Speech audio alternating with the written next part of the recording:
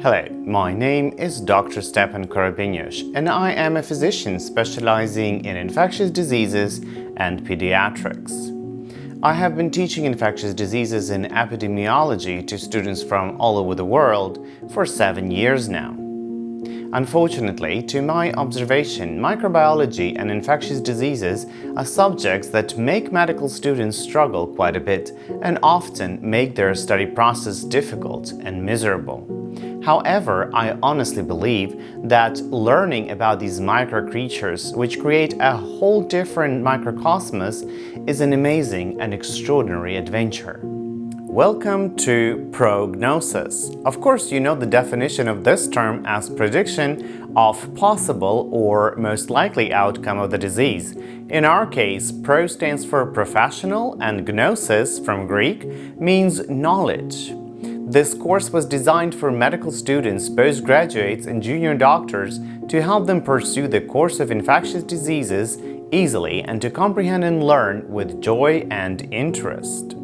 The idea behind this course is not just to revise the university material, but to get practical knowledge on how to approach and manage the patients with infectious diseases, how to recognize the possible cause, and what would be the most suitable method of diagnosis.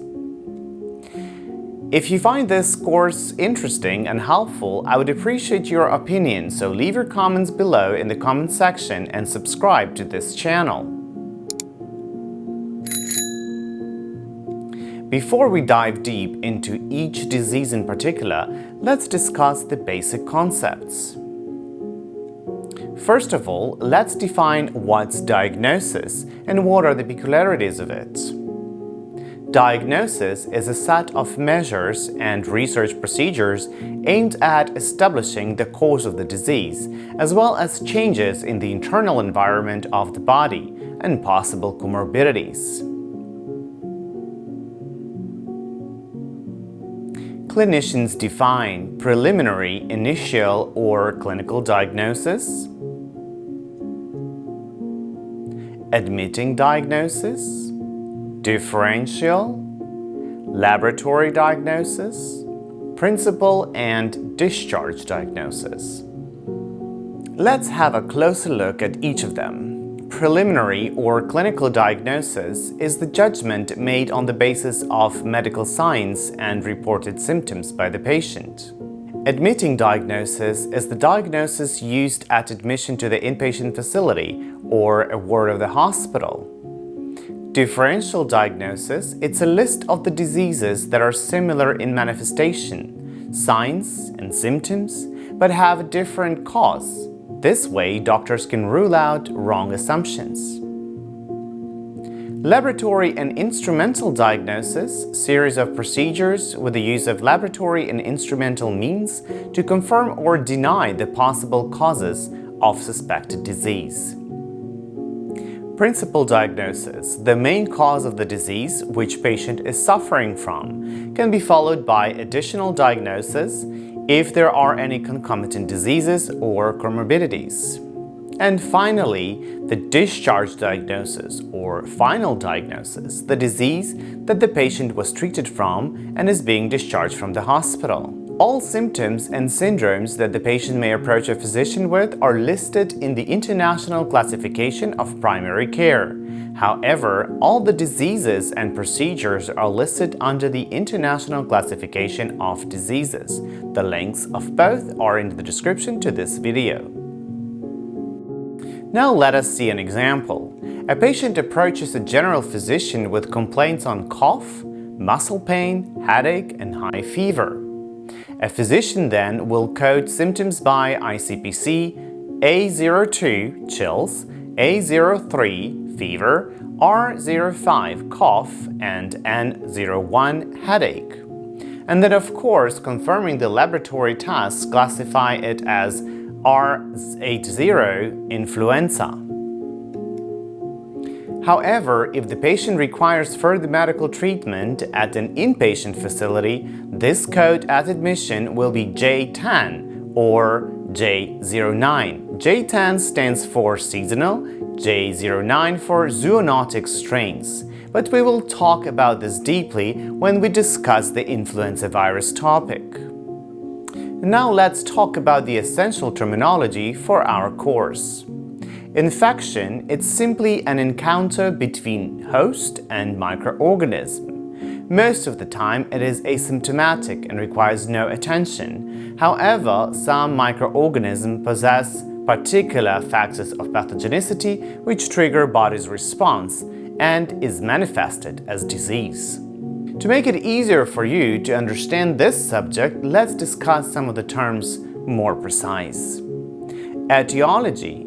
It's the cause of infectious disease. Mainly refers to microbiological pathogen, its structure, factors of pathogenicity, and virulence. Pathogen, it is a microorganism which is capable of causing the disease. Now, a bit more about factors of pathogenicity and factors of virulence.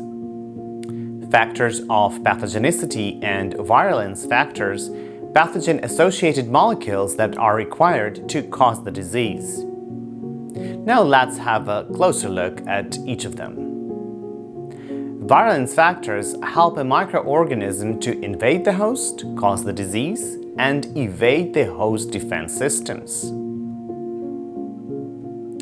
For example, the adherence factors, these are the special structures on the surface of the cell membrane, such as pili or fimbriae, that pathogenic bacteria use to colonize mucosal sites to adhere to cells. The invasion factors, components of the surface of the pathogen that allows to invade the host cell. Capsules usually refer to bacteria because they may be surrounded by the capsules that protect them from opsonization and phagocytosis.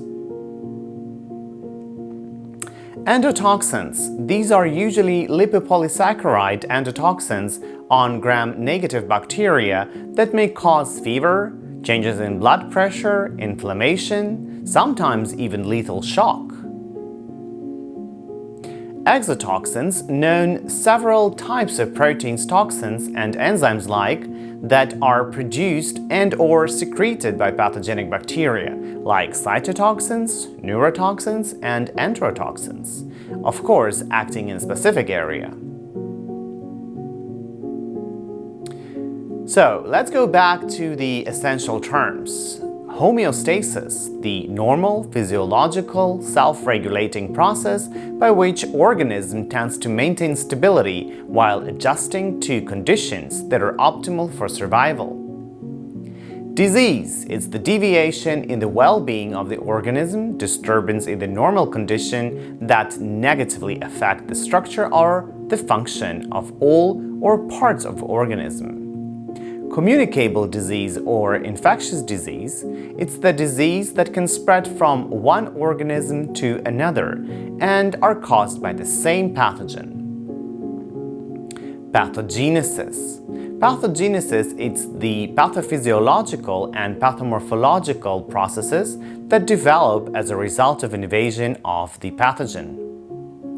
Clinical manifestation, signs and symptoms which the disease manifests with, or in other words, what does the patient experience and feels being infected by a particular pathogen. Clinical course of the disease or natural course, also called natural history of the disease, and often refers to the development of the disease in a patient, including the sequence, speed, stages and forms it may take. Laboratory and instrumental investigations, examinations and diagnostic procedures which involve use of additional instruments as well as laboratory methods, studies to investigate and conclude the cause of the disease and its consequences on the body's functions. Treatment, chemical or instrumental methods of eradication of infectious pathogen and provision of symptomatic relief. Prophylaxis, methods of prevention of the infectious diseases transmission or protection of the host from being infected. This was our first video on the Infectious Diseases course under Pro-gnosis. If you enjoyed it, give it a thumbs up. If you wish to leave a comment, please do it in the comment section below. Don't forget to subscribe to the channel to stay tuned for the new videos.